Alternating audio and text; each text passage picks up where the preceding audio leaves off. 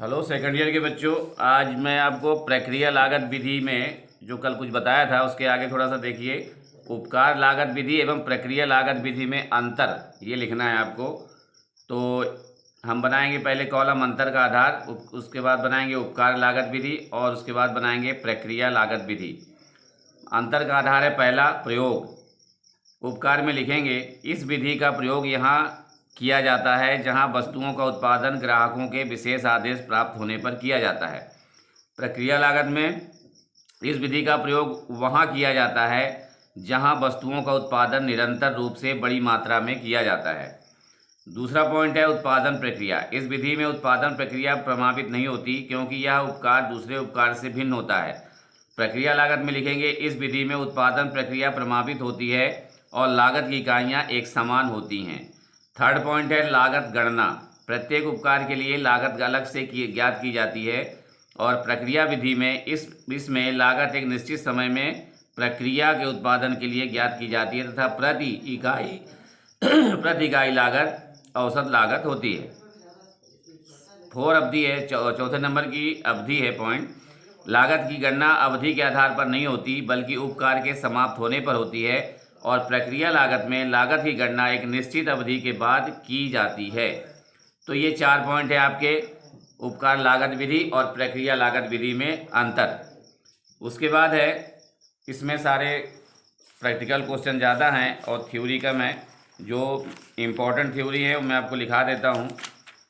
पहले देखिए आप सामान्य एवं असामान्य क्षय या बचत की दशा में। तो सामान्य क्षय क्या होता है वो आप लिख लीजिए। सामान्य क्षय स्वाभाविक रूप से होने वाली कमी है। क्षय मतलब कमी, नुकसान, अर्थात जब उत्पादन तथा उत्पादन प्रक्रिया में उसकी प्रवृत्ति के अनुरूप क्षय होता है तो उसे सामान्य क्षय माना जाता है। जैसे सामग्री का रिस जाना, संकुचन होना, सामग्री का प्रक्रिया के दौरान उड़ जाना आदि, तो इसको बोला जाता है सामान्य क्षय। नेक्स्ट है जब सामान्य क्षय की इकाइयों से कोई राशि प्राप्त ना हो। दूसरा है, थोड़ा इसका डिटेल लिखिए। जब सामान्य क्षय की इकाइयों से कोई राशि प्राप्त ना हो, ऐसी स्थिति में सामान्य क्षय को प्रक्रिया खाते के क्रेडिट पक्ष में बाई नॉर्मल वेस्टेज लिखकर क्षय की इकाइयों को इकाई वाले खाते में दर्शाया जाता है। नेक्स्ट है जब सामान्य क्षय की इकाइयों को बेचने से कुछ राशि ना मिले। तीसरा है, इस पर सब सवाल हैं, प्रैक्टिकल न्यूमेरिकल क्वेश्चन है।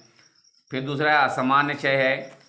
असामान्य क्षय वह है जो साधारण या सामान्य क्षय से अधिक हो जब कुछ विशेष कारणों जैसे मशीन की खराबी, कर्मचारियों की लापरवाही, हड़ताल, आग, बाढ़ या प्राकृतिक प्रकोप से उत्पादन पूर्व निर्धारित लक्ष्यों तक नहीं होता तो इसे असामान्य क्षय कहा जाता है। असामान्य क्षय को नियंत्रण द्वारा रोका जा सकता है। प्रक्रिया लागत लेखांकन के अंतर्गत जिस प्रक्रिया में असामान्य क्षय होता है उसे संबंधित प्रक्रिया में के क्रेडिट पक्ष में लिखा जाता है। इसका सूत्र होता है abnormal wastage is equal to normal cost of normal output upon normal output गुणे units of abnormal wastage. ये इसका फार्मूला होता है। फिर नेक्स्ट है, उसके बाद हम आपको असामान्य बचत के बारे में बताते हैं। ये पॉइंट है असामान्य बचत, इसका डिटेल लिखिए थोड़ा सा। यदि उत्पादन की विभिन्न प्रक्रियाओं के दौरान उत्पादक, कर्मचारी या प्रबंधकों द्वारा विशेष सावधानी रखी जाए या उच्च नियंत्रण तकनीक का प्रयोग किया जाए तो ऐसी स्थिति में असामान्य क्षय के स्थान पर असामान्य बचत प्राप्त होती है। यदि वास्तविक हानि सामान्य क्षय या हानि से कम होती है तो अंतर की इकाइयों को असामान्य बचत या लाभ कहा जाता है। तो ये असामान्य बचत का थोड़ा सा हमने बता दिया है कि क्या डिटेल है। एबनॉर्मल इफेक्टिव बराबर normal cost of normal output upon normal production units in multiply by units of abnormal effective. ये इसका सूत्र है, हिंदी में लिख लीजिए। असामान्य बचत बराबर सामान्य उत्पादन की सामान्य लागत बटे सामान्य उत्पादन की इकाई गुणे असामान्य बचत की इकाई। ये इसका सूत्र है। फिर इसके बाद ये प्रैक्टिकल क्वेश्चन है आपके। हमारा नेक्स्ट पॉइंट है वो भी आपको लिखवा देते हैं। संयुक्त एवं उपोत्पाद की दशा में प्रक्रिया खाते। यदि निर्माण के दौरान किसी उद्योग में लगभग समान महत्व की दो या दो से अधिक वस्तुओं को एक ही प्रकार की कच्ची सामग्री से एक ही प्रक्रिया के अंतर्गत उत्पादित किया जाता है तो इसे संयुक्त उत्पाद कहा जाता है, ज्वाइंट प्रोडक्ट कहा जाता है। ये आप ध्यान रखिएगा, ज्वाइंट प्रोडक्ट कहा जाता है। इसमें उदाहरण के लिए लिखिए, पेट्रोलियम उद्योग में पेट्रोल के साथ यदि नैफ्ता, मिट्टी का तेल या ईंधन तेल का उत्पादन किया जाए तो इसे संयुक्त उत्पाद कहा जाएगा। दूसरी ओर उपोत्पाद से आशय ऐसी वस्तुओं से है जो मुख्य वस्तु के उत्पादन के दौरान स्वतः ही उत्पादित हो जाती है। उदाहरण के लिए गैस बनाते समय कोक तथा तारकोल स्वतः ही बन जाते हैं। इसी प्रकार शक्कर निर्माण में शीरा, रुई उद्योग में बिनौला, तेल उद्योग में खली आदि बन जाते हैं। संयुक्त उत्पाद या उत्पाद दोनों को ही बाद में अलग अलग प्रक्रिया से गुजरना पड़ता है। ऐसी स्थिति में एक सीमा तक तो इन पर मुख्य उत्पादन के साथ साथ व्यय भी होता है, जिसे संयुक्त व्यय, ज्वाइंट एक्सपेंसेस कहा जाता है। ये आप लोग थोड़ा सा सीरियसली पढ़िएगा इसको। और इसमें निम्नलिखित विधियों द्वारा इनको विभाजित किया जाता है। जैसे पहला है बाजार मूल्य पद्धति, इकाई पद्धति, औसत इकाई लागत पद्धति, सर्वेक्षण पद्धति और बिक्री मूल्य पद्धति। इन पद्धतियों के अनुसार हम इसका सवाल का आंसर दे सकेंगे और प्रैक्टिकल क्वेश्चन भी इसी पर आधारित होते हैं, जो कॉलेज खुलने के बाद आपको बोर्ड में समझाए जाएंगे। उसके बाद आता है हमारा तेल शोधन प्रक्रिया खाते। तेल शोधक, process accounts of oil refining. तेल शोधक कारखानों में सामान्यतः कच्चे तेल को परिष्कृत कर तैयार तेल निकाला जाता है।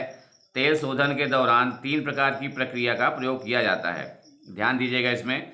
सर्वप्रथम गोला, नारियल, और उसके बाद में नारियल तथा मूंगफली को कच्ची सामग्री के रूप में पीड़न या पेराई प्रक्रिया में भेजा जाता है। इसके पश्चात शोधन प्रक्रिया तथा अंत में तैयारी की प्रक्रिया पूर्ण की जाती है। इसके पश्चात बिक्री हेतु माल, निर्मित माल खाते में भेज दिया जाता है। विभिन्न प्रक्रियाओं में निम्नलिखित लेखांकन प्रक्रिया अपनाई जाती है। पहली है पीड़न प्रक्रिया, शोधन प्रक्रिया, तैयारी की प्रक्रिया, डिब्बे, ड्रम या बैरल की लागत। ये 4 पॉइंट हैं और ये चारों पॉइंट को आपको ध्यान में रखकर तेल शोधन प्रक्रिया को क्लियर करना होगा। उसके बाद है